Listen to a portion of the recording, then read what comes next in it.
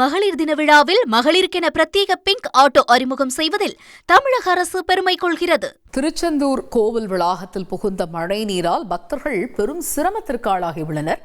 இதுகுறித்த கூடுதல் விவரங்களை எமது செய்தியாளர் பவானி வழங்கிட கேட்கலாம். பவானி, வணக்கம். தற்பொழுது திருச்செந்தூர் கோவில் வளாகத்தில் நிலவக்கூடிய காட்சிகள் என்ன, விவரங்க?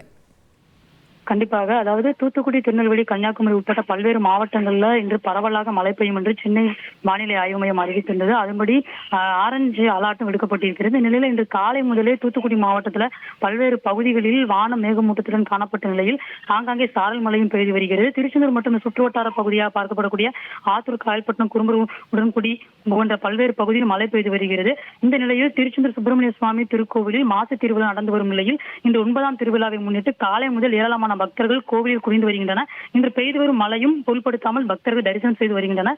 இதனால் கோவிலுக்கு வருகை தரும் பக்தர்கள் சுவாமி தரிசனம் செய்வதற்கு மிகுந்த சிரமத்திற்கு ஆளாகி வருகின்றனர். திருச்செந்தூர் சுப்பிரமணிய சுவாமி கோவிலுக்கு வருகை தரும் அனைத்து பக்தர்களுமே இந்த சிவன் கோவிலுக்கு வருகை தருவது வழக்கம்.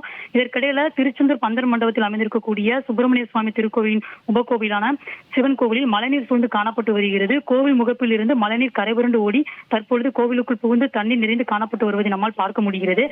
கோவிலில் 2 பிரகாரங்களில் சுமார் 1 அடி உயரத்திற்கு மேல் இந்த மழைநீர் தேங்கி இருந்து வருகிறது. முருகன் கோவிலுக்கு வரக்கூடிய பக்தர்கள் பழமை வாய்ந்த இந்த சிவன் கோவிலுக்கு வந்து வழிபட்டு செல்வார். திருச்செந்தூர் முருகன் கோவில் நடைபெறும் இந்த மாசி திருவிழாவில் 2 நாட்களை தவிர மற்ற நாட்கள் முழுவதுமே சப்பர புறப்பாடு இந்த சிவன் கோவிலில் தான் நடைபெறும்.